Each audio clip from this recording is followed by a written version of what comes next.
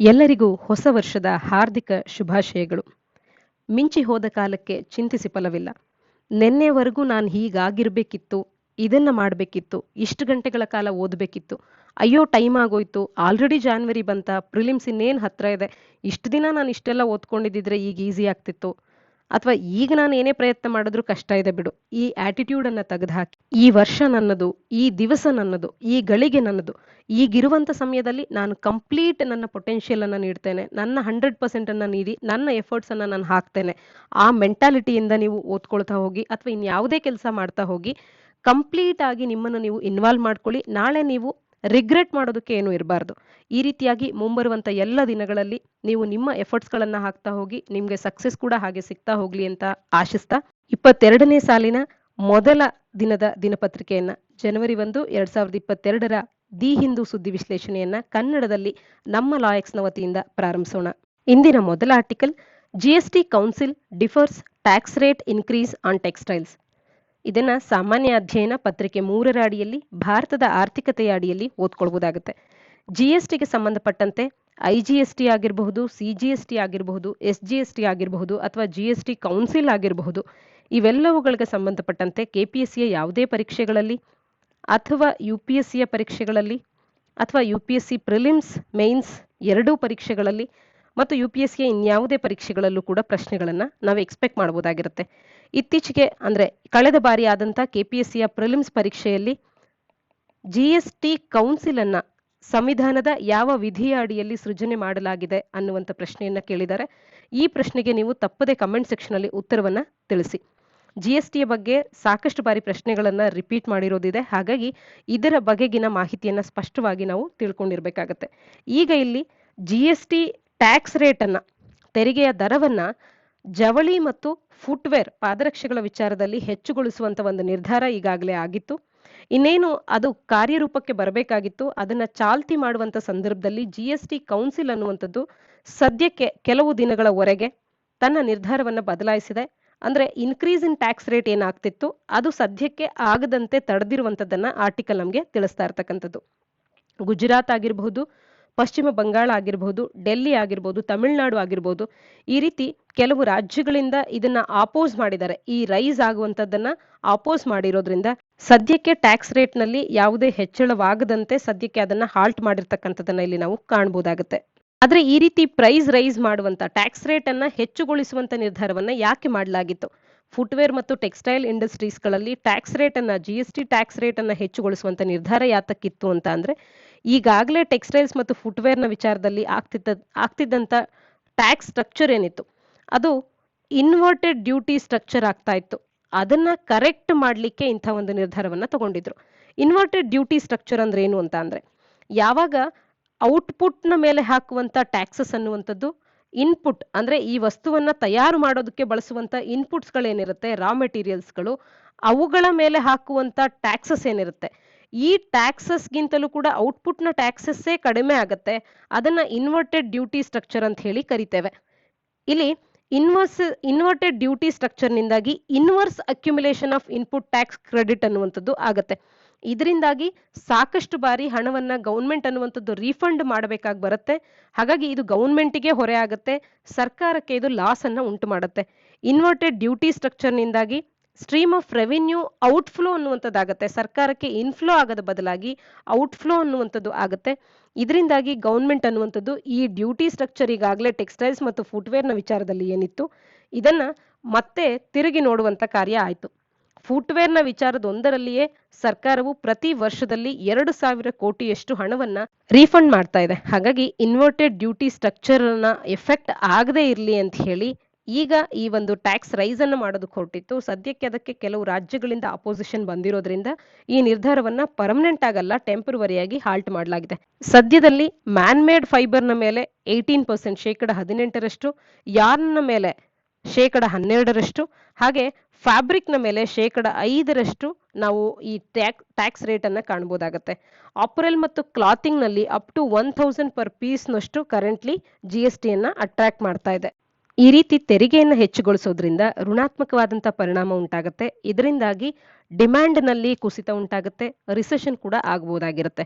ಹಾಗಾಗಿ new rate structure ಅನ್ನುವಂಥದ್ದು ಮುಂಬರುವಂಥ ದಿನಗಳಲ್ಲಿ 1,00,000 ಟೆಕ್ಸ್ಟೈಲ್ ಯೂನಿಟ್ಸ್ಗಳನ್ನು ಕ್ಲೋಸರ್ ಆಗುವಂತೆ ಮಾಡಬಹುದು ಮತ್ತು ಇದರಿಂದಾಗಿ 15,00,000 ಮಂದಿ ದೇಶಾದ್ಯಂತ ತಮ್ಮ ಕೆಲಸಗಳನ್ನು ಕಳ್ಕೊಳ್ಬೇಕಾಗತ್ತೆ. ಈ ಎಲ್ಲ ನಿಟ್ಟಿನಿಂದ ಸದ್ಯಕ್ಕೆ ಇಂಥ ಒಂದು ನಿರ್ಧಾರವನ್ನು ಹಾಲ್ಟ್ ಮಾಡಿರ್ತಕ್ಕಂಥದ್ದನ್ನು ನಾವು ಕಾಣ್ಬೋದಾಗತ್ತೆ. ಆರ್ಟಿಕಲ್ನ ಹಿನ್ನೆಲೆಯಲ್ಲಿ GST ಕೌನ್ಸಿಲ್ ಅನ್ನ ಭಾರತದ ಸಂವಿಧಾನದ ಯಾವ ವಿಧಿಯ ಅಡಿಯಲ್ಲಿ ನಾವು ಕಾಣಬಹುದು ಅನ್ನುವಂಥದ್ದನ್ನ ತಪ್ಪದೆ ಕಮೆಂಟ್ ಸೆಕ್ಷನ್ ಅಲ್ಲಿ ಕಮೆಂಟ್ ಮಾಡಿ ತಿಳಿಸಿ. ಮುಂದಿನ article current account slips to deficit in Q2. ಇದನ್ನ ಸಾಮಾನ್ಯ ಅಧ್ಯಯನ ಪತ್ರಿಕೆ 3ರ ಅಡಿಯಲ್ಲಿ ಬೆಳವಣಿಗೆ ಮತ್ತು ಅಭಿವೃದ್ಧಿ ಅನ್ನುವಂಥ ಸಿಲೆಬಸ್ನ ಅಡಿಯಲ್ಲಿ ಭಾರತದ ಆರ್ಥಿಕತೆಯ ಅಡಿಯಲ್ಲಿ ಓದ್ಕೊಳ್ಬೋದಾಗತ್ತೆ. ಭಾರತದ ವ್ಯಾಪಾರ ವಹಿವಾಟನ್ನ ನೋಡಿದಾಗ, ಭಾರತದ ಬ್ಯಾಲೆನ್ಸ್ ಆಫ್ ಪೇಮೆಂಟ್ಸ್ಗಳನ್ನು ನಾವು ನೋಡಿದಾಗ 2ನೇ ತ್ರೈಮಾಸಿಕದಲ್ಲಿ ಕರೆಂಟ್ ಅಕೌಂಟ್ ಡೆಫಿಸಿಟ್ ಅನ್ನುವಂಥದ್ದು ನಮಗೆ ಕಾಣಿಸ್ತಾ ಇದೆ. ಅದನ್ನ ಆರ್ಟಿಕಲ್ ನಮಗೆ ತಿಳಿಸ್ತಾ ಇರತಕ್ಕಂಥದ್ದು. ಇಲ್ಲಿ 2ನೇ ತ್ರೈಮಾಸಿಕ ಅಂದಾಗ ಏಪ್ರಿಲ್ನಿಂದ ನಮ್ಮ ಒಂದು ಫಿನಾನ್ಷಿಯಲ್ ಇಯರ್ ಪ್ರಾರಂಭ ಆಗಿ ಮಾರ್ಚ್ಗೆ ಎಂಡ್ ಆಗುತ್ತೆ. So April to March is our financial year. ಇಲ್ಲಿ ಏಪ್ರಿಲ್, ಮೇ, ಜೂನ್ ಮೊದಲ ತ್ರೈಮಾಸಿಕವಾದರೆ, ಹಾಗೆ ಜುಲೈ, ಆಗಸ್ಟ್, ಸೆಪ್ಟೆಂಬರ್ 2ನೇ ತ್ರೈಮಾಸಿಕ ಆಗುತ್ತೆ. ಸೆಪ್ಟೆಂಬರ್ನ ಅಂತ್ಯಕ್ಕೆ 2ನೇ ತ್ರೈಮಾಸಿಕದಲ್ಲಿ ನಾವು ನೋಡಿದಾಗ $9.6 ಬಿಲಿಯನ್ ನಷ್ಟು ಡೆಫಿಸಿಟ್ ಅನ್ನ ಭಾರತ ತನ್ನ ಬ್ಯಾಲೆನ್ಸ್ ಆಫ್ ಪೇಮೆಂಟ್ಸ್ಗಳಲ್ಲಿ ಹೊಂದಿದೆ ಅನ್ನುವಂಥದ್ದು ಇಲ್ಲಿ ನಮಗೆ ತಿಳಿತಾ ಇರತಕ್ಕಂಥದ್ದು. ಹಾಗಾಗಿ ಟ್ರೇಡ್ ಡೆಫಿಸಿಟ್ ಅನ್ನುವಂಥದ್ದು ಹೆಚ್ಚಾಗ್ತಾ ಇದೆ, ವೈಡನ್ ಆಗ್ತಾ ಇದೆ ಅನ್ನುವಂಥದ್ದನ್ನ ಆರ್ಟಿಕಲ್ ತಿಳಿಸ್ತಾ ಇರತಕ್ಕಂಥದ್ದು. ಆರ್ಟಿಕಲ್ನ ಹಿನ್ನೆಲೆಯಲ್ಲಿ ಕರೆಂಟ್ ಅಕೌಂಟ್ ಡೆಫಿಸಿಟ್ ಅಂದ್ರೆ ಏನು ಅನ್ನುವಂಥದ್ದನ್ನ ಮುಖ್ಯವಾಗಿ ತಿಳ್ಕೊಳ್ಳೋಣ. ಭಾರತದಿಂದ ಹೊರಗಡೆ ನಾವು ಏನು ರಫ್ತು ಮಾಡ್ತೇವೆ ಅಂಥ ಸರಕು ಮತ್ತು ಸೇವೆಗಳ ಒಂದು ಬೆಲೆ ಏನಿರುತ್ತೆ, ಅದರ ಒಟ್ಟಾರೆ ಬೆಲೆ ಅನ್ನುವಂಥದ್ದು, ಭಾರತದಿಂದ ರಫ್ತಾಗುವಂಥ ಸರಕು ಮತ್ತು ಸೇವೆಗಳ ಒಟ್ಟಾರೆ ಬೆಲೆಯು ನಾವು ಆಮದು ಮಾಡಿಕೊಳ್ಳುವಂಥ ಸರಕು ಮತ್ತು ಸೇವೆಗಳ ಒಟ್ಟಾರೆ ಬೆಲೆಗಿಂತ ಹೆಚ್ಚಿನದಾಗಿ ಇದ್ದರೆ ಆಗ ನಾವು ಡೆಫಿಸಿಟ್ ಅನ್ನ ಫೇಸ್ ಮಾಡಬೇಕಾಗಿ ಬರೋದಿಲ್ಲ. ಆದರೆ ನಮ್ಮ ರಫ್ತಿಗಿಂತ ನಮ್ಮ ಆಮದೇ ಹೆಚ್ಚಾಗಿದೆ ಅಂತ ಅಂದಾಗ ನಮ್ಮ ಕರೆಂಟ್ ಅಕೌಂಟ್ ಅನ್ನುವಂಥದ್ದು ಡೆಫಿಸಿಟ್ ಅನ್ನ ಫೇಸ್ ಮಾಡಬೇಕಾಗತ್ತೆ. ನಮ್ಮ ಆಮದು ಹೆಚ್ಚಾದಾಗ, ಇಂಪೋರ್ಟ್ಸ್ ಹೆಚ್ಚಾದಾಗ ಕರೆಂಟ್ ಅಕೌಂಟ್ ಡೆಫಿಸಿಟ್ ಅನ್ನ ಫೇಸ್ ಮಾಡಬೇಕಾಗತ್ತೆ. ಎಕ್ಸ್ಪೋರ್ಟ್ ಮತ್ತು ಇಂಪೋರ್ಟ್ ಆಫ್ ಗೂಡ್ಸ್ಗಳಲ್ಲಿ ಬ್ಯಾಲೆನ್ಸ್ ಅನ್ನ ಮಾಡುವಂಥದ್ದನ್ನ ಇದನ್ನ ನಾವು ಟ್ರೇಡ್ ಬ್ಯಾಲೆನ್ಸ್ ಅಂತ ಹೇಳಿ ರೆಫರ್ ಮಾಡ್ತೇವೆ. ಟ್ರೇಡ್ ಬ್ಯಾಲೆನ್ಸ್ ಕೂಡ ಕರೆಂಟ್ ಅಕೌಂಟ್ ಬ್ಯಾಲೆನ್ಸಿನ ಒಂದು ಭಾಗವೇ ಆಗಿರುತ್ತೆ. ಇಂಡಿಯಾದ ಕರೆಂಟ್ ಅಕೌಂಟ್ ಡೆಫಿಸಿಟ್ನಲ್ಲಿ ಮುಖ್ಯವಾಗಿ ಇನ್ವಾಲ್ವ್ ಆಗುವಂಥ ಫ್ಯಾಕ್ಟರ್ಸ್ಗಳು ಯಾವುದು ಅಂತ ಅಂದರೆ, ಅತಿ ಹೆಚ್ಚು ನಾವು ಇಂಪೋರ್ಟ್ ಮಾಡ್ಕೊಳ್ಳುವಂಥ ತೈಲಗಳು, ಆಯಿಲ್ ಇಂಪೋರ್ಟ್ ನಾವು ಸಾಕಷ್ಟು ಮಾಡ್ಕೊಳ್ತೇವೆ. ಹಾಗಾಗಿ ಇದು ನಮಗೆ ಕರೆಂಟ್ ಅಕೌಂಟ್ ಡೆಫಿಸಿಟ್ ಆಗೋದಕ್ಕೆ ಒಂದು ಮುಖ್ಯವಾದಂಥ ಭಾಗವಾಗುತ್ತೆ. ಹೆಚ್ಚಿನದಾಗಿ ನಾವು ಚಿನ್ನವನ್ನು ಆಮದು ಮಾಡ್ಕೊಳ್ತೇವೆ. ಹೈ ಗೋಲ್ಡ್ ಇಂಪೋರ್ಟ್ ಕೂಡ ಒಂದು ಮುಖ್ಯವಾದಂಥ ಅಂಶ ಆಗುತ್ತೆ. ವರ್ಲ್ಡ್ ಗೋಲ್ಡ್ ಕೌನ್ಸಿಲ್ ಎಕ್ಸ್ಪೆಕ್ಟ್ ಮಾಡುವಂತೆ ಗೋಲ್ಡ್ ಡಿಮ್ಯಾಂಡ್ ಅನ್ನುವಂಥದ್ದು 2020ರ ಡಿಮ್ಯಾಂಡ್ ಏನಿತ್ತು ಅದನ್ನು ಸರ್ಪಾಸ್ ಮಾಡುತ್ತೆ. 2021ರಲ್ಲೂ ಕೂಡ ಹೆಚ್ಚು ಡಿಮ್ಯಾಂಡ್ ಅನ್ನುವಂಥದ್ದು ಭಾರತದಲ್ಲಿ ಪ್ರತಿ ವರ್ಷವೂ ಕೂಡ ಇರುತ್ತೆ ಗೋಲ್ಡ್ನ ವಿಚಾರದಲ್ಲಿ. ಹಾಗಾಗಿ ಹೈ ಗೋಲ್ಡ್ ಇಂಪೋರ್ಟ್ ಕೂಡ ನಮ್ಮ ಕರೆಂಟ್ ಅಕೌಂಟ್ ಡೆಫಿಸಿಟ್ಗೆ ಕಾಣಿಕೆಯನ್ನು ನೀಡ್ತಾ ಇದೆ. ಮತ್ತು ಸರ್ವೀಸಸ್ನ ವಿಚಾರಕ್ಕೆ ಬಂದಾಗ ಪಾಸಿಟಿವ್ ಸೈಡ್ನಲ್ಲಿ ಭಾರತ ಇರುತ್ತೆ. ಅಂದರೆ ಭಾರತ ರಫ್ತು ಮಾಡುವಂಥ ಸರ್ವೀಸಸ್ಗಳು ಆಮದು ಮಾಡುವಂಥ ಸರ್ವೀಸಸ್ಗಳಿಗಿಂತಲೂ ಕೂಡ ಹೆಚ್ಚು ಮೌಲ್ಯಯುತವಾಗಿರುತ್ತೆ. ಇಲ್ಲಿ ಭಾರತವು ಪಾಸಿಟಿವ್ ಸೈಡ್ ಅನ್ನ ಕಾಣ್ತಾ ಇರುತ್ತೆ. ನಮ್ಮ ವ್ಯಾಪಾರ ವಹಿವಾಟಿನ ಬಗ್ಗೆ, ಟ್ರೇಡ್ನ ಬಗ್ಗೆ ಮಾತನಾಡುವಾಗ ಬ್ಯಾಲೆನ್ಸ್ ಆಫ್ ಪೇಮೆಂಟ್ಸ್ ಅನ್ನುವಂಥದ್ದು ಮುಖ್ಯವಾದಂಥ ಒಂದು ಅಂಶ ಆಗುತ್ತೆ. ಇದನ್ನ ಈ ರೀತಿ ಡಿಫೈನ್ ಮಾಡ್ಬೋದಾಗತ್ತೆ. ಯಾವುದೇ ಒಂದು ರಾಷ್ಟ್ರವು ಜಗತ್ತಿನ ಬೇರೆ ಯಾವುದೇ ಭಾಗಗಳೊಟ್ಟಿಗೆ ಮಾಡುವಂಥ ಎಲ್ಲ ಎಕನಾಮಿಕ್ ಟ್ರಾನ್ಸಾಕ್ಷನ್ಸ್ಗಳ ಒಂದು ಸಿಸ್ಟಮ್ಯಾಟಿಕ್ ಸ್ಟೇಟ್ಮೆಂಟ್ ಅನ್ನೇ ಬ್ಯಾಲೆನ್ಸ್ ಆಫ್ ಪೇಮೆಂಟ್ ಅಂತ ಹೇಳಿ, ಒಂದು ವರ್ಷದ ಒಂದು ಸ್ಪೆಸಿಫಿಕ್ ಪೀರಿಯಡ್ ಅಂತ ಏನಿರುತ್ತೆ ಅದರಲ್ಲಿ ಮಾಡುವಂಥ ಎಲ್ಲ ಎಕನಾಮಿಕ್ ಟ್ರಾನ್ಸಾಕ್ಷನ್ಸ್ಗಳನ್ನು ಅದರ ಒಂದು ಸಿಸ್ಟಮ್ಯಾಟಿಕ್ ಸ್ಟೇಟ್ಮೆಂಟ್ ಅನ್ನ ಬ್ಯಾಲೆನ್ಸ್ ಆಫ್ ಪೇಮೆಂಟ್ ಅಂತ ಹೇಳಿ ಕರಿತೇವೆ. ಇದನ್ನ ಕ್ಯಾಲ್ಕುಲೇಟ್ ಮಾಡೋದ್ರ ಪರ್ಪಸ್ ಏನು ಅಂತ ಅಂದ್ರೆ, ಯಾವುದೇ ಒಂದು ರಾಷ್ಟ್ರದ ಆರ್ಥಿಕವಾದಂಥ ಮತ್ತು ಸ್ಥಿರವಾದಂಥ ಸ್ಥಿತಿ ಹೇಗಿದೆ, stability, financial conditions, economic status of a country ಹೇಗಿದೆ ಅನ್ನುವಂಥದ್ದನ್ನ ಇದು ತೋರಿಸುತ್ತೆ. ಹಾಗೆ ಬ್ಯಾಲೆನ್ಸ್ ಆಫ್ ಪೇಮೆಂಟ್ ಅಂದಾಗ ಅದರಲ್ಲಿ ಕೆಲವು ಬೇರೆ ಬೇರೆ ಕಾಂಪೋನೆಂಟ್ಸ್ಗಳನ್ನು ನಾವು ಕಾಣಬಹುದು. ಕರೆಂಟ್ ಅಕೌಂಟ್ ಕೂಡ ಅದರ ಒಂದು ಭಾಗ ಆಗಿರುತ್ತೆ, ಕ್ಯಾಪಿಟಲ್ ಅಕೌಂಟ್ ಕೂಡ ಅದರ ಒಂದು ಭಾಗ ಆಗಿರುತ್ತೆ. ಮುಂದಿನ ದಿನಗಳಲ್ಲಿ ಬ್ಯಾಲೆನ್ಸ್ ಆಫ್ ಪೇಮೆಂಟ್ನ ಬಗ್ಗೆ, ಕರೆಂಟ್ ಅಕೌಂಟ್ನ ಬಗ್ಗೆ, ಕ್ಯಾಪಿಟಲ್ ಅಕೌಂಟ್ನ ಬಗ್ಗೆ ಮತ್ತು ಇವುಗಳಲ್ಲಿನ ಡೆಫಿಸಿಟ್ಸ್ಗಳ ಬಗ್ಗೆ ಬೇರೆ ಬೇರೆ ಆರ್ಟಿಕಲ್ಸ್ಗಳನ್ನು ಅಧ್ಯಯನ ಮಾಡುವಾಗ ಇನ್ನಷ್ಟು ವಿಸ್ತೃತವಾಗಿ ನಾವು ತಿಳ್ಕೊಳ್ಳೋಣ. ಮುಂದಿನ article CCI orders probe against apple for unfair practices. ಒಂದು ಟೆಕ್ನಾಲಜಿ ಜೈಂಟ್ ಅಂತ ಹೇಳಿ ಗುರುತಿಸ್ಕೊಳ್ಳುವಂಥ ಆಪಲ್ ಸಂಸ್ಥೆ ಅನ್ಫೇರ್ ಪ್ರಾಕ್ಟೀಸಸ್ಗಳನ್ನು ತನ್ನ ವ್ಯಾಪಾರದಲ್ಲಿ ಮಾಡ್ತಾ ಇದೆ ಅನ್ನುವಂಥದ್ರ ಕುರಿತಾಗಿ ಕಾಂಪಿಟೇಷನ್ ಕಮಿಷನ್ ಆಫ್ ಇಂಡಿಯಾದವರು ಆಪಲ್ನ ವಿರುದ್ಧವಾಗಿ ಒಂದು ವಿಚಾರಣೆಯನ್ನ ಪ್ರಾರಂಭ ಮಾಡಿರುವಂಥದ್ದನ್ನ ಆರ್ಟಿಕಲ್ ನಮಗೆ ತಿಳಿಸ್ತಾ ಇದೆ. ಇದನ್ನ ಸಾಮಾನ್ಯ ಅಧ್ಯಯನ ಪತ್ರಿಕೆ 3ರ ಅಡಿಯಲ್ಲಿ ಶಾಸನಬದ್ಧ ಸಂಸ್ಥೆಗಳು ಅನ್ನುವಂಥ ಸಿಲೆಬಸ್ನ ಅಡಿಯಲ್ಲಿ ಓದ್ಕೊಳ್ಬೋದಾಗತ್ತೆ. ಇಲ್ಲಿ ಆಪಲ್ ಕಂಪನಿಯ ಆಪ್ ಸ್ಟೋರ್ ಅನ್ನ ನಾವು ನೋಡಿದಾಗ ಆಪಲ್ಸ್ ಆಪ್ ಸ್ಟೋರ್ ಅನ್ನುವಂಥದ್ದು ಓನ್ಲಿ ಚಾನಲ್ ಆಗಿರುತ್ತೆ. ಅಲ್ಲಿ ಆ್ಯಪ್ ಡೆವಲಪರ್ಸ್ಗಳು ತಮ್ಮ ಆ್ಯಪ್ಸ್ಗಳನ್ನು iOS ಕನ್ಸ್ಯೂಮರ್ಸ್ಗಳಿಗೆ ಪ್ರೀ ಇನ್ಸ್ಟಾಲ್ಡ್ ಆಗಿ ಎವ್ರಿ ಐಫೋನ್ ಮತ್ತು ಐಪ್ಯಾಡ್ನಲ್ಲಿ ಅವರು ಡಿಸ್ಟ್ರಿಬ್ಯೂಟ್ ಮಾಡೋದಕ್ಕೆ ಸಾಧ್ಯ ಆಗುತ್ತೆ. ಆದರೆ ಥರ್ಡ್ ಪಾರ್ಟಿ ಆ್ಯಪ್ ಸ್ಟೋರ್ಸ್ಗಳು ಆ್ಯಪಲ್ಲಿನ ಆ್ಯಪ್ ಸ್ಟೋರ್ನಲ್ಲಿ ಲಿಸ್ಟ್ ಆಗಿರೋದಿಲ್ಲ. ಹಾಗಾಗಿ ಇದನ್ನ ಲಿಸ್ಟ್ ಮಾಡಬೇಕಾಗತ್ತೆ. ಒಂದು ವೇಳೆ ಇದನ್ನ ಲಿಸ್ಟ್ ಮಾಡಿಲ್ಲದೆ ಇರತಕ್ಕಂಥ ಒಂದು ಅಂಶ ಏನಿದೆ, ಇದು ಮಾರ್ಕೆಟ್ ಆಕ್ಸೆಸ್ ಅನ್ನ ಪೊಟೆನ್ಷಿಯಲ್ ಆ್ಯಪ್ ಡಿಸ್ಟ್ರಿಬ್ಯೂಟರ್ಸ್ಗಳಿಗೆ, ಆ್ಯಪ್ ಸ್ಟೋರ್ ಡೆವಲಪರ್ಸ್ಗಳಿಗೆ ನೀಡುವಂತಾಗೋದಿಲ್ಲ, ಅಂದರೆ ಡಿನೈ ಮಾಡ್ದಂತಾಗುತ್ತೆ. ಹಾಗಾಗಿ ಕಾಂಪಿಟೇಷನ್ ನಾರ್ಮ್ಸ್ಗಳನ್ನು ವೈಲೇಟ್ ಮಾಡ್ದಂತಾಯ್ತು ಅಂತ ಹೇಳಿ ಅನ್ಫೇರ್ ಪ್ರಾಕ್ಟೀಸಸ್ಗಳನ್ನು ಆ್ಯಪಲ್ನವರು ಮಾಡ್ತಿದ್ದಾರೆ ಅಂತ ಹೇಳಿ ಅವರ ವಿರುದ್ಧವಾಗಿ ತನಿಖೆಯನ್ನು ಪ್ರಾರಂಭ ಮಾಡ್ತಾ ಇದ್ದಾರೆ. ಆರ್ಟಿಕಲ್ನ ಹಿನ್ನೆಲೆಯಲ್ಲಿ ಕಾಂಪಿಟೇಷನ್ ಕಮಿಷನ್ ಆಫ್ ಇಂಡಿಯಾ ಅನ್ನುವಂಥ ಒಂದು ಶಾಸನಬದ್ಧ ಸಂಸ್ಥೆಯ ಬಗ್ಗೆ ಮಾಹಿತಿಯನ್ನು ತಿಳ್ಕೊಳ್ಳೋಣ. UPSC ಯಾವುದೇ ಪರೀಕ್ಷೆಗಳಿಗೆ ಓದುವಾಗ ಸಂವಿಧಾನಬದ್ಧವಾಗಿ ಇರುವಂಥ ಸಂಸ್ಥೆಗಳು, ಕಾನ್ಸ್ಟಿಟ್ಯೂಷನಲ್ ಬಾಡೀಸ್ಗಳು ನಮಗೆ ಪರೀಕ್ಷಾ ದೃಷ್ಟಿಯಿಂದ ಬಹಳ ಪ್ರಾಮುಖ್ಯತೆಯನ್ನು ಪಡ್ಕೊಳ್ಳುತ್ತೆ. ಉದಾಹರಣೆಗೆ ಚುನಾವಣಾ ಆಯೋಗ ಆಗಿರಬಹುದು. ಈ ಚುನಾವಣಾ ಆಯೋಗದ ಮುಖ್ಯಸ್ಥರು ಯಾರು, ಇಲ್ಲಿ ಬರುವಂಥ ಚುನಾವಣಾ ಆಯುಕ್ತರು ಯಾರ್ಯಾರು ಇರ್ತಾರೆ, ಅಥವಾ ಅವರ ವಯಸ್ಸು ಏನು, ಅವರ ಒಂದು ರಿಟೈರ್ಮೆಂಟ್ ಯಾವ ರೀತಿಯಾಗಿ ಆಗುತ್ತೆ, ಅವರ ಆಯ್ಕೆ ಯಾವ ರೀತಿ ಆಗುತ್ತೆ, ಯಾರು ಅವರನ್ನ ಆಯ್ಕೆ ಮಾಡ್ತಾರೆ, ಯಾರು ಅವರನ್ನ ನೇಮಕ ಮಾಡ್ತಾರೆ, ಈ ರೀತಿಯ ಸಾಕಷ್ಟು ಪ್ರಶ್ನೆಗಳನ್ನ ಪ್ರಿಲಿಮ್ಸ್ನಲ್ಲಿ ಕೇಳೋದಕ್ಕೆ ಸಾಧ್ಯ ಇರುತ್ತೆ. ಸಂವಿಧಾನಬದ್ಧವಾದಂತಹ ಸಂಸ್ಥೆಗಳಿಗೆ ಪ್ರಾಮುಖ್ಯತೆ ಹೆಚ್ಚಾಗಿರುತ್ತೆ. ನಂತರದಲ್ಲಿ ಶಾಸನಬದ್ಧ ಸಂಸ್ಥೆಗಳು ಕೂಡ ಅಷ್ಟೇ ಇಂಪಾರ್ಟೆನ್ಸ್ ಅನ್ನ ಪಡೆದಿರುತ್ತೆ. ನಂತರದಲ್ಲಿ ಸಂವಿಧಾನದಲ್ಲೂ ಇಲ್ಲ, ಶಾಸನಬದ್ಧವಾಗೂ ಇಲ್ಲ, ಆದರೂ ಕೂಡ ಸ್ವಾಯತ್ತ ಸಂಸ್ಥೆಗಳಾಗಿವೆ ಅನ್ನುವಂಥ ಕೆಲವು ಸಂಸ್ಥೆಗಳಿರುತ್ತೆ. ಅಂಥ ಸಂಸ್ಥೆಗಳು ಕೂಡ ಪ್ರಿಲಿಮ್ಸ್ನ ದೃಷ್ಟಿಯಿಂದ ಪ್ರಾಮುಖ್ಯತೆಯನ್ನು ಪಡ್ಕೊಳ್ಳುವಂಥ ಸಂಸ್ಥೆಗಳಾಗಿರುತ್ತೆ. ಇಲ್ಲಿ CCI ಕಾಂಪಿಟೇಷನ್ ಕಮಿಷನ್ ಆಫ್ ಇಂಡಿಯಾದ ಬಗ್ಗೆ ನಾವು ತಿಳ್ಕೊಳ್ಳೋದಾದ್ರೆ, ಇದೊಂದು ಸ್ವಾಯತ್ತ ಒಂದು ಶಾಸನಬದ್ಧ ಸಂಸ್ಥೆಯಾಗಿದ್ದು, ಇಲ್ಲಿ ಕಾಂಪಿಟೇಷನ್ ಆಕ್ಟ್ ಅಂತ ಹೇಳಿ 2002ರಲ್ಲಿ ಬಂದಂತ ಆಕ್ಟ್ನ ಆಬ್ಜೆಕ್ಟಿವ್ಸ್ಗಳನ್ನ ಕಾರ್ಯರೂಪಕ್ಕೆ ತರೋದಕ್ಕೆ ಆ ಜವಾಬ್ದಾರಿಯನ್ನು ಹೊತ್ತಂತ ಸಂಸ್ಥೆ ಈ CCI ಆಗಿರುತ್ತೆ. ಇದನ್ನ ಕೇಂದ್ರ ಸರ್ಕಾರದವರು 2003ರಲ್ಲಿ ಅಕ್ಟೋಬರ್ 14ರಿಂದ ವಿತ್ ಎಫೆಕ್ಟ್ ಬರುವಂತೆ ಜಾರಿಗೆ ತರ್ತಾರೆ. 2009 ಮೇ 20ರಿಂದ ಇದು ಪೂರ್ಣ ಪ್ರಮಾಣದಲ್ಲಿ ಕಾರ್ಯರೂಪಕ್ಕೆ ಬಂದಿರತಕ್ಕಂಥದ್ದು. ಇದರ ಕಾಂಪೋಸಿಷನ್ ಅನ್ನ ನೋಡೋದಾದ್ರೆ, ಒಬ್ಬರು ಚೇರ್ಪರ್ಸನ್ ಇರ್ತಾರೆ, ಹಾಗೆ 6 ಮಂದಿ ಕೇಂದ್ರ ಸರ್ಕಾರದಿಂದ ಅಪಾಯಿಂಟ್ ಆಗಿರ್ತಕ್ಕಂಥ ಸದಸ್ಯರನ್ನು ನಾವಿಲ್ಲಿ ಕಾಣಬಹುದಾಗತ್ತೆ. CCI 2002ರ ಕಾಂಪಿಟೇಷನ್ ಆಕ್ಟ್ನ ಅಡಿಯಲ್ಲಿ ಪ್ರಾರಂಭ ಆದಂಥದ್ದು. 2007ರ ಕಾಂಪಿಟೇಷನ್ ಆಕ್ಟ್ 2002ರ ಆಕ್ಟ್ ಅನ್ನ ತಿದ್ದುಪಡಿ ಮಾಡಿದೆ. ಹಾಗೆ CCI ಅನ್ನುವಂಥದ್ದು ಎಸ್ಟಾಬ್ಲಿಷ್ ಆಗೋದಕ್ಕೆ ಕಾರಣ ಆಗಿದೆ. ಅದರೊಟ್ಟಿಗೆ ಕಾಂಪಿಟೇಷನ್ ಅಪಿಲೇಟ್ ಟ್ರಿಬ್ಯುನಲ್ ಕೂಡ ಎಸ್ಟಾಬ್ಲಿಷ್ ಆಗಿರ್ತಕ್ಕಂಥದ್ದು. ಗವರ್ಮೆಂಟ್ ಕಾಂಪಿಟೇಷನ್ ಅಪಿಲೇಟ್ ಟ್ರಿಬ್ಯುನಲ್ ಅನ್ನ national company lord appellate tribunal NCLAT ಇಂದ 2017ರಲ್ಲಿ ರಿಪ್ಲೇಸ್ ಮಾಡಿರ್ತಕ್ಕಂಥದ್ದನ್ನು ನಾವಿಲ್ಲಿ ಗುರುತಿಸ್ಬೋದಾಗತ್ತೆ. CCI ಅನ್ನುವಂಥದ್ದು ಅನ್ಫೇರ್ ಪ್ರಾಕ್ಟೀಸಸ್ಗಳನ್ನು ಎಲಿಮಿನೇಟ್ ಮಾಡುವಂಥ ಕಾರ್ಯವನ್ನು ಮಾಡುತ್ತೆ. ಕನ್ಸ್ಯೂಮರ್ ವೆಲ್ಫೇರ್ಗಾಗಿ ಕಾರ್ಯ ಮಾಡುತ್ತೆ, ಅಂದರೆ ಗ್ರಾಹಕರ ಒಳಿತಿಗಾಗಿ ಕಾರ್ಯ ಮಾಡುತ್ತೆ. ಮತ್ತು ಯಾವುದೇ ಒಂದು ವ್ಯಾಪಾರ ವಹಿವಾಟು ನಡೆಯುವಂಥ ಸಂದರ್ಭದಲ್ಲಿ ಹೆಲ್ದಿ ಮತ್ತು ಫೇರ್ ಆದಂಥ ಒಂದು ಕಾಂಪಿಟೇಷನ್ ಅನ್ನುವಂಥದ್ದು ಇರುವಂತೆ ನೋಡ್ಕೊಳ್ಳುತ್ತೆ. ಕಾಂಪಿಟೇಷನ್ ಪಾಲಿಸೀಸ್ಗಳನ್ನು ಇಂಪ್ಲಿಮೆಂಟ್ ಮಾಡುವಂಥ ಕಾರ್ಯವನ್ನು ಮಾಡುತ್ತೆ. ಎಫೆಕ್ಟಿವ್ ರಿಲೇಷನ್ಸ್ಗಳನ್ನು ನರ್ಚರ್ ಮಾಡುತ್ತೆ. ಹಾಗೆ ಕಾಂಪಿಟೇಷನ್ ಅಡ್ವೊಕೇಸಿ ಅನ್ನುವಂಥದ್ದು ಎಫೆಕ್ಟಿವ್ ಆಗಿ ಕ್ಯಾರಿ ಔಟ್ ಆಗುವಂತೆ ನೋಡ್ಕೊಳ್ಳುವಂಥ ಕಾರ್ಯವನ್ನು ಮಾಡುತ್ತೆ. ಇಂದಿನ ಒಂದು ಎಡಿಟೋರಿಯಲ್ ಅನ್ನ ಡಿಸ್ಕಸ್ ಮಾಡೋಣ. Needless provocation. ಇದನ್ನ ಸಾಮಾನ್ಯ ಅಧ್ಯಯನ ಪತ್ರಿಕೆ 2ರ ಅಡಿಯಲ್ಲಿ ಭಾರತ ಮತ್ತು ನೆರೆಹೊರೆಯ ರಾಷ್ಟ್ರಗಳೊಳಗಿನ ಸಂಬಂಧಗಳನ್ನು ಕುರಿತಾದಂತೆ ಅಧ್ಯಯನ ಮಾಡುವಂಥ ಸಿಲೆಬಸ್ನ ಅಡಿಯಲ್ಲಿ ಇದನ್ನು ನಾವು ತಿಳ್ಕೊಳ್ಳೋಣ. ಇಲ್ಲಿ ಭಾರತ ಮತ್ತು ಚೀನಾದ ಸಂಬಂಧಗಳ ಕುರಿತು ಮಾತನಾಡಲಾಗ್ತಾ ಇದೆ.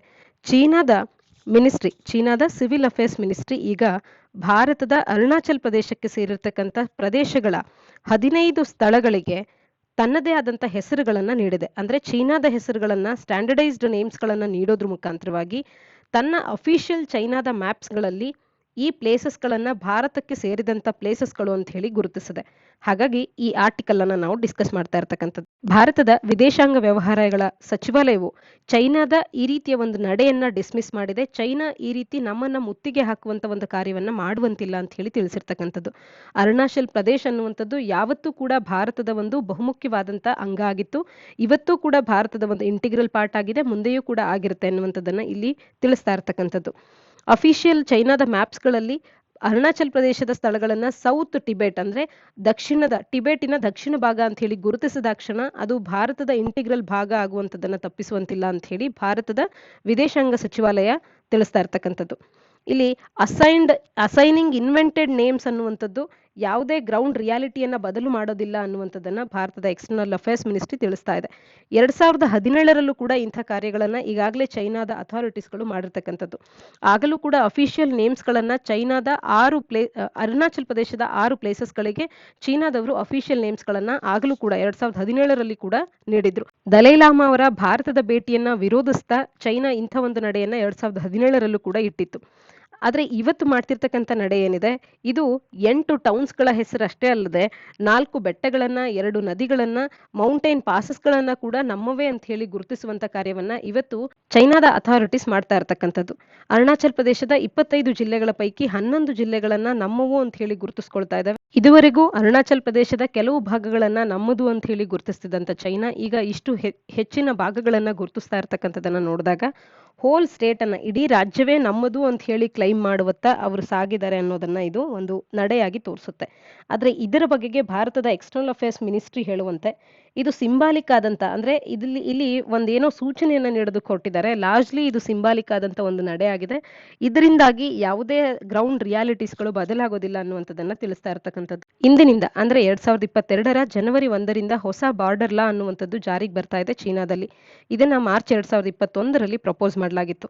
ವೇರಿಯಸ್ ಚೈನೀಸ್ ಗವರ್ಮೆಂಟ್ ಬಾಡೀಸ್ಗಳು ಚೈನಾದ ಟೆರಿಟರಿಯನ್ನ ಸೇಫ್ ಗಾರ್ಡ್ ಮಾಡೋದಕ್ಕೆ ಮೆಷರ್ಸ್ಗಳನ್ನ ತಗೊಳ್ಬೇಕು ಅನ್ನುವಂಥದ್ದು ಇದರ ಮುಖ್ಯವಾದಂಥ ಉದ್ದೇಶ ಆಗಿದೆ. ಈ ಎಲ್ಲದರ ಹಿನ್ನೆಲೆಯಲ್ಲಿ LACಯಲ್ಲಿ ಭಾರತದ ಮೇಲೆ ದಾಳಿ ಮಾಡುವಂಥ, ಕ್ರೈಸಿಸ್ ಅನ್ನ ಉಂಟು ಮಾಡುವಂಥ ನಡೆ ಆಗಿರಬಹುದು. ಈ ರೀತಿಯ ಅಟೆಂಪ್ಟ್ಸ್ಗಳನ್ನ ನಾವು ಕಾಣ್ತಾ ಇರ್ತಕ್ಕಂಥದ್ದು ಇದರ ಹಿನ್ನೆಲೆಯಲ್ಲಿಯೇ. ಹಾಗೆ ಚೈನಾದ ಯೂನಿಲ್ಯಾಟ್ರಲ್ ಮೆಷರ್ ಏನಿದೆ, LACಯನ್ನ ರೀಡ್ರಾ ಮಾಡುವಂಥದ್ದು, ಈ ಎಲ್ಲ ಕಾರ್ಯಗಳು ಚೈನಾದ ಕಡೆಯಿಂದ ಜರುಗ್ತಾ ಇರ್ತಕ್ಕಂಥದ್ದು ಸರಿಯಲ್ಲ. ಭಾರತ ಇದನ್ನ ವಿರೋಧಿಸ್ತಾ ಇದೆ. ಬೀಜಿಂಗ್ ಜಮ್ಮು ಕಾಶ್ಮೀರಿನ ವಿಚಾರದಲ್ಲಿ ಭಾರತ ತಗೊಂಡಂತ 2019ರ ನಿರ್ಧಾರದ ಬಗ್ಗೆ ಇಂಟರ್ನ್ಯಾಷನಲ್ ಆರ್ಗನೈಸೇಷನ್ಸ್ಗಳಲ್ಲೂ ಕೂಡ ತನ್ನ ವಾಯ್ಸ್ ಅನ್ನ ರೈಸ್ ಮಾಡಿದೆ. ಯುನೈಟೆಡ್ ನೇಷನ್ಸ್ ಸೆಕ್ಯೂರಿಟಿ ಕೌನ್ಸಿಲ್ನಲ್ಲೂ ಕೂಡ ಈ ಒಂದು ಮ್ಯಾಟರ್ ಅನ್ನ ರೈಸ್ ಮಾಡಿದೆ ಚೈನಾ. ಹೀಗಿದ್ದು ಕೂಡ ಇವತ್ತು ನಮ್ಮ ಇಂಟರ್ನಲ್ ಮ್ಯಾಟರ್ಸ್ಗಳಲ್ಲಿ ಚೈನಾ ಯಾತಕ್ಕೆ ಮೂಗು ತೂರಿಸ್ತಾ ಇದೆ ಅನ್ನುವಂಥದ್ದು ಭಾರತದ ಪ್ರಶ್ನೆ ಆಗಿರ್ತಕ್ಕಂಥದ್ದು. ಇಂಡಿಯಾ ಮತ್ತು ಚೈನಾ ಅನ್ನುವಂಥದ್ದು ಡಿಪ್ಲೊಮ್ಯಾಟಿಕ್ ಆಗಿ ಎಂಗೇಜ್ ಆಗಬೇಕು, ಮಿಲಿಟರಿ ಲೆವೆಲ್ಸ್ಗಳಲ್ಲಿ ಎಂಗೇಜ್ ಆಗಬೇಕು. ಸ್ಟಾಲ್ಡ್ ಡಿಸ್ಎಂಗೇಜ್ಮೆಂಟ್ ಪ್ರೋಸೆಸ್ ಏನು ಇವತ್ತು ಲೈನ್ ಆಫ್ ಆಕ್ಚುಯಲ್ ಕಂಟ್ರೋಲ್ನ ಡಿಸ್ಎಂಗೇಜ್ಮೆಂಟ್ ಅನ್ನುವಂಥ ಪ್ರೋಸೆಸ್ ನಿಂತು ಹೋಗಿದೆ, ಅದನ್ನ ರಿಸ್ಟೋರ್ ಮಾಡಬೇಕು, ಸಂಬಂಧಗಳನ್ನ ಮತ್ತೆ ರಿಸ್ಟೋರ್ ಮಾಡಬೇಕು, ಸ್ಟೇಟಸ್ ಕೋ ಅನ್ನ ಬಾರ್ಡರ್ಸ್ಗಳ ಸುತ್ತಲೂ ಕೂಡ ಇದನ್ನ ಮೇಂಟೈನ್ ಮಾಡಬೇಕು. ಪರಸ್ಪರ ಒಂದು ಸೆನ್ಸಿಟಿವಿಟಿಯನ್ನ, ಸಂವೇದನಾಶೀಲತೆಯನ್ನ ಎರಡೂ ರಾಷ್ಟ್ರಗಳು ಕೂಡ ಬೆಳೆಸ್ಕೊಳ್ಬೇಕು. ಮತ್ತು ಹಿಂದಿನ ನಮ್ಮ ಅಗ್ರಿಮೆಂಟ್ಸ್ಗಳೇನಿವೆ ಆ ರೀತಿಯ ಆ ಮಾತಿಗೆ ತಕ್ಕಂತೆ ನಡ್ಕೊಳ್ಳುವಂಥದ್ದನ್ನ ಮತ್ತು ಇದನ್ನ ಶಾಂತಿಯುತವಾಗಿ ಯಾವುದೇ ಪ್ರೊವೊಕೇಶನ್ಸ್ಗಳು ಇಲ್ಲದೆ ಒಬ್ಬರಿಗೊಬ್ಬರು ಯುದ್ಧಕ್ಕೀಡು ಮಾಡುವಂತ ಅಥವಾ ಕ್ರಾಂತಿಯುತವಾಗುವಂತ ಹೆಜ್ಜೆಗಳನ್ನ ಇಡದೆ ಇವುಗಳನ್ನ ನಮ್ಮ ಡಿಫ್ರೆನ್ಸಸ್ಗಳನ್ನ ಸರಿಪಡಿಸ್ಕೊಳ್ಬೇಕು. ಈ ರೀತಿಯ ಪ್ರೊವೊಕೇಶನ್ ಆಗದೆ ಇರುವಂತೆ ನೋಡ್ಕೊಳ್ಬೇಕು ಅನ್ನುವಂಥದ್ದು ಲೇಖಕರ ಅಭಿಪ್ರಾಯ ಆಗಿರ್ತಕ್ಕಂಥದ್ದು. ಚೈನಾ ಅರುಣಾಚಲ್ ಪ್ರದೇಶದ 90,000 ಸ್ಕ್ವೇರ್ ಕಿಲೋಮೀಟರ್ಸ್ಗಳಷ್ಟು ಪ್ರದೇಶವನ್ನ ತನ್ನದು ಅಂತ ಹೇಳಿ ಕ್ಲೈಮ್ ಮಾಡ್ತಾ ಇದೆ. ಇದನ್ನ ಚೈನಾ ಜಾಂಗ್ನಾನ್ ಅಂತ ಹೇಳಿ ಕರೀತಾ ಇದೆ. ಜಾಂಗ್ನಾನ್ನ ಚೈನಾದ ಅರ್ಥ ಏನು ಅಂತ ಅಂದ್ರೆ ದಕ್ಷಿಣ ಟಿಬೇಟ್ ಅಂತ ಹೇಳಿ. ಚೈನಾ ಇಂಥ ನಡೆಯನ್ನ ಮುಂದಿಡೋದಕ್ಕೆ ಕಾರಣಗಳೇನು ಅಂತ ಅಂದಾಗ, ಮ್ಯಾಕ್ಮೋಹನ್ ಲೈನ್ ಇದು ಭಾರತ ಮತ್ತು ಚೈನಾದ ನಡುವೆ ಇರತಕ್ಕಂಥ ಒಂದು ಅಫಿಷಿಯಲ್ ಬೌಂಡ್ರಿ ಆಗಿದೆ. ಇದರ ಬಗೆಗಿರುವಂತ ಒಂದು ಲೀಗಲ್ ಸ್ಟೇಟಸ್ ನ ಬಗ್ಗೆ ಇರುವಂತ ಒಂದು ಡಿಸ್ಪ್ಯೂಟ್ ಅನ್ನುವಂಥದ್ದು ಕೂಡ ಇದಕ್ಕೆ ಕಾರಣ ಆಗ್ತಾ ಇದೆ. ಹಾಗೇನೆ ಗ್ರೇಟ್ ಬ್ರಿಟನ್, ಚೈನಾ ಮತ್ತು ಟಿಬೇಟ್ನ ನಡುವೆ 1914ರಲ್ಲಿ ಒಂದು ಕನ್ವೆನ್ಷನ್ ಅನ್ನುವಂಥದ್ದು ಸಹಿ ಹಾಕಲಾಗುತ್ತೆ. ಅದನ್ನ ಶಿಮ್ಲಾ ಕನ್ವೆನ್ಷನ್ ಅಂತ ಹೇಳಿ ಗುರುತಿಸ್ತೇವೆ. ಈಗಿನ ಚೈನಾದ ರೆಪ್ರೆಸೆಂಟೇಟಿವ್ಸ್ಗಳೇನಿದ್ದಾರೆ ಅವರು ಶಿಮ್ಲಾ ಕನ್ವೆನ್ಷನ್ಗೆ ತಮ್ಮ ಒಪ್ಪಿಗೆಯನ್ನು ಸೂಚಿಸ್ತಾ ಇಲ್ಲ.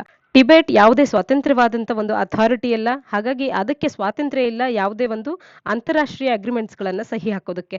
ಹಾಗಾಗಿ ಆಗ ಚೈನಾ, ಗ್ರೇಟ್ ಬ್ರಿಟನ್ ಮತ್ತು ಟಿಬೇಟ್ನ ನಡುವೆ ಆಗಿರ್ತಕ್ಕಂಥ ಈ ಅಗ್ರಿಮೆಂಟ್ ಅನ್ನ ನಾವು ಗುರುತಿಸೋದಿಲ್ಲ ಅನ್ನುವಂಥದ್ದು ಚೈನಾದ ಅಥಾರಿಟೀಸ್ಗಳ ನಾಯಕರ ಒಂದು ಮಾತಾಗಿರ್ತಕ್ಕಂಥದ್ದು. ಹಾಗೇನೆ ಚೈನಾ ಭಾರತದ ಅರುಣಾಚಲ್ ಪ್ರದೇಶದ ಟೆರಿಟರಿಯನ್ನ ನಮ್ಮದು ಅಂತ ಹೇಳಿ ಗುರುತಿಸ್ಕೊಳ್ಳೋದಕ್ಕೆ ಮುಂದಾಗಿದೆ ಸಾಕಷ್ಟು ವರ್ಷಗಳಿಂದ. ಹಾಗಾಗಿ ಈ ರೀತಿಯ ಒಂದು ನಡೆಯನ್ನ ಒಂದು ಸ್ಟ್ರಾಟಜಿಯಾಗಿ ಕೂಡ ಬಳಸ್ತಾ ಇದೆ. ಚೈನಾ ಎಷ್ಟೇ ಕನ್ಸಿಸ್ಟೆಂಟ್ ಆಗಿ ಅರುಣಾಚಲ್ ಪ್ರದೇಶದ ಪೊಸೆಷನ್ಸ್ಗಳನ್ನ, ಇಂಡಿಯನ್ ಪೊಸೆಷನ್ಸ್ಗಳನ್ನ ನಮ್ಮದು ಅಂತ ಹೇಳಿ ಕ್ಲಿಯರ್ ಆಗಿ ತಿಳಿಸಿದ್ರು ಕೂಡ, ಜಾಗತಿಕವಾಗಿ ನಾವು ನೋಡಿದ್ರು ಕೂಡ ಅಂತಾರಾಷ್ಟ್ರೀಯ ಮಟ್ಟದಲ್ಲಿ ಹಲವಾರು ರಾಷ್ಟ್ರಗಳು ಇದನ್ನ ರೆಕಗ್ನೈಸ್ ಮಾಡ್ತಾ ಇಲ್ಲ. ಇದನ್ನ ವರ್ಲ್ಡ್ ಅನ್ನುವಂಥದ್ದು ಇಲ್ಲೀಗಲ್ ಅಂತ ಹೇಳಿನೇ ಗುರುತಿಸ್ತಾ ಇದೆ. ಆದ್ರೆ ಚೈನಾ ಅರುಣಾಚಲ್ ಪ್ರದೇಶದಲ್ಲಿ ಮಾತ್ರವೇ ಅಲ್ಲದೆ ಭಾರತದ ಬೇರೆ ಬೇರೆ ಜಾಗಗಳಲ್ಲೂ ಕೂಡ ಇಂಥ ಕಾರ್ಯವನ್ನ ಮಾಡ್ತಾ ಇದೆ. ಹಾಗೇನೆ ತೈವಾನ್ನ ಮೇಲೂ ಕೂಡ ತೈವಾನನ್ನ ಕ್ಲೈಮ್ ಮಾಡ್ತಾ ಇದೆ. ಕನ್ಸಿಸ್ಟೆಂಟ್ ಎಫರ್ಟ್ಸ್ಗಳನ್ನ, ಫ್ಯಾಕ್ಟ್ಸ್ ಏನು ಗ್ರೌಂಡ್ ನಲ್ಲಿ ಇರ್ತಕ್ಕಂಥ ಆನ್ ಗ್ರೌಂಡ್ ಫ್ಯಾಕ್ಟ್ಸ್ಗಳನ್ನ ಚೇಂಜ್ ಮಾಡೋದಕ್ಕೆ ಅಂತ ಹೇಳಿ ಕನ್ಸಿಸ್ಟೆಂಟ್ ಎಫರ್ಟ್ಸ್ಗಳನ್ನ ಚೈನಾ ಆಗ್ತಾ ಇದೆ. ಹಾಗೆ ಸೌತ್ ಚೈನಾ ಸೀನಲ್ಲೂ ಕೂಡ ಡಿಸ್ಪ್ಯೂಟೆಡ್ ಐಲ್ಯಾಂಡ್ಸ್ಗಳನ್ನ ಚೈನಾಕ್ಕೆ ಸೇರಿದ್ದು ಅಂತ ಹೇಳಿ ವಾದ ಮಾಡುವಂಥದ್ದು. ಈ ಎಲ್ಲವನ್ನ ಮಾಡೋದ್ರ ಮುಖಾಂತರವಾಗಿ ಗ್ರೌಂಡ್ ರಿಯಾಲಿಟಿಯನ್ನ ಸ್ಟೇಟಸ್ ಕೋ ಅನ್ನ ಬದಲಾಯಿಸೋದಕ್ಕೆ ಚೈನಾ ಪ್ರಯತ್ನ ಮಾಡ್ತಾ ಇರ್ತಕ್ಕಂಥದ್ದು. ಆರ್ಟಿಕಲ್ನಲ್ಲಿ ನಾವು ಮ್ಯಾಕ್ಮೋಹನ್ ಲೈನ್ನ ಬಗ್ಗೆ ತಿಳ್ಕೊಂಡ್ವಿ. ಅದೇ ರೀತಿಯಾದಂಥ ಮತ್ತೊಂದು ಬೌಂಡ್ರಿ ಲೈನ್ ರಾಡ್ಕ್ಲಿಫ್ ಲೈನ್. ಇದನ್ನ ಯಾವ ರಾಷ್ಟ್ರಗಳ ನಡುವೆ ಡ್ರಾ ಮಾಡಲಾಗಿದೆ ಅನ್ನುವಂಥದ್ದನ್ನ ಒಂದು ಪ್ರಿಲಿಮ್ಸ್ ಪ್ರಶ್ನೆಯಾಗಿ ಕೇಳಿದ್ದೇವೆ. ಅದು ಇಂಡಿಯಾ ಮತ್ತು ಭೂತಾನ, ಇಂಡಿಯಾ ಮತ್ತು ಚೈನಾನ, ಇಂಡಿಯಾ ಮತ್ತು ಪಾಕಿಸ್ತಾನ್, ಇಂಡಿಯಾ ಮತ್ತು ಮಯನ್ಮಾರ. ಈ 4 ಉತ್ತರಗಳಲ್ಲಿ ಸರಿಯಾದ ಉತ್ತರ ಯಾವುದು ಅನ್ನುವಂಥದ್ದನ್ನ ತಪ್ಪದೇ ಕಮೆಂಟ್ ಸೆಕ್ಷನ್ ಅಲ್ಲಿ ಕಮೆಂಟ್ ಮಾಡಿ ತಿಳಿಸಿ. ಇದಿಷ್ಟು ಇಂದಿನ ಸುದ್ದಿ ವಿಶ್ಲೇಷಣೆಯಾಗಿದೆ. ತಪ್ಪದೆ ನಮ್ಮೆಲ್ಲ ಪ್ರಶ್ನೆಗಳಿಗೆ ಕಮೆಂಟ್ ಸೆಕ್ಷನ್ ಅಲ್ಲಿ ಉತ್ತರಗಳನ್ನು ನೀಡಿ. ನಾಳಿನ ಸುದ್ದಿ ವಿಶ್ಲೇಷಣೆಯೊಂದಿಗೆ ಮತ್ತೆ ಸಿಗೋಣ. ಧನ್ಯವಾದ.